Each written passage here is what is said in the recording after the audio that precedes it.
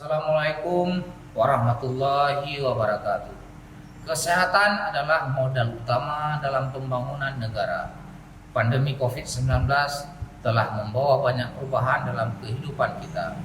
Saat ini kita berada dalam masa transisi pandemi menuju endemi COVID-19.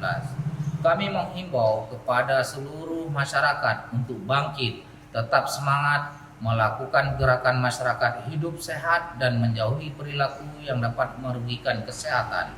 Karena derajat kesehatan masyarakat yang setinggi-tingginya akan terwujud apabila seluruh masyarakat bersatu padu menuju pembangunan kesehatan di Kabupaten Aceh Besar optimal, tangguh, dan sejahtera.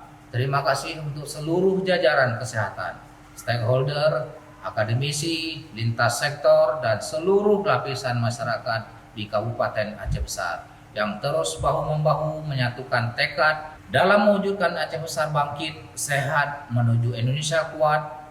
Saya Muhammad Iswanto mengucapkan selamat Hari Kesehatan Nasional ke-58. Bangkit Indonesiaku, sehat negeriku. Wassalamualaikum warahmatullahi wabarakatuh.